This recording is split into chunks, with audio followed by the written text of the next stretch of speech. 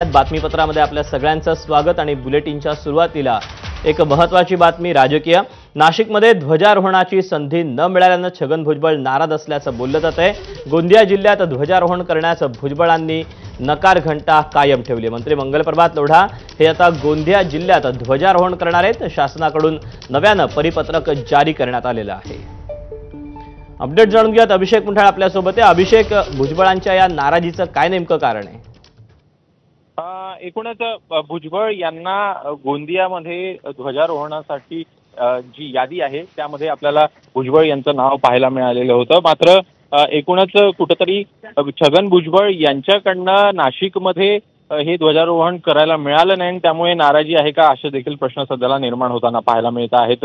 एकूणच यामध्ये सध्याला मंगलप्रभात लोढा यांना गोंदिया जिल्ह्यामध्ये ध्वजारोहण करण्यासाठी शासनानं नवं परिपत्रक हे जारी केलेलं आहे।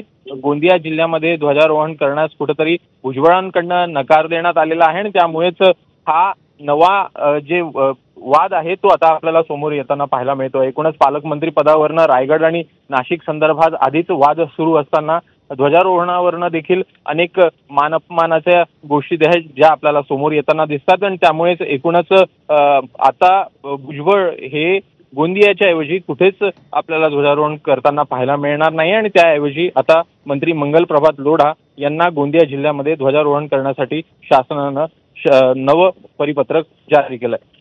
अभिषेक, खरं तर आधी मंत्रिमंडळात स्थान त्यांना मिळालं नव्हतं, त्याच्यानंतर मंत्रिमंडळात आता स्थान मिळालेलं आहे भुजबळांना। आता त्यानंतर पुन्हा एकदा ही भुजबळांची नाराजी, त्यामुळे याला कुठेतरी फक्त पालकमंत्री पदाचीच किनार आहे की आणखी काही कारण आहे?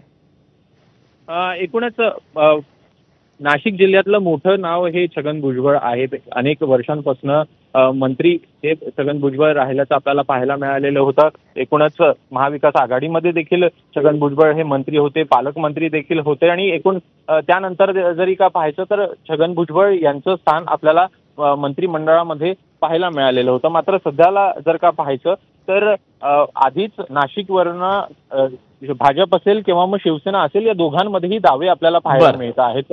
त्यामुळे कुठेतरी हे तिसरा दावा जो आहे तो देखील पुढे येताना पाहायला मिळतो आहे का असं देखील सध्याला प्रश्न निर्माण होताना दिसतात। अभिषेक, धन्यवाद दिलेल्या सविस्तर माहितीबद्दल।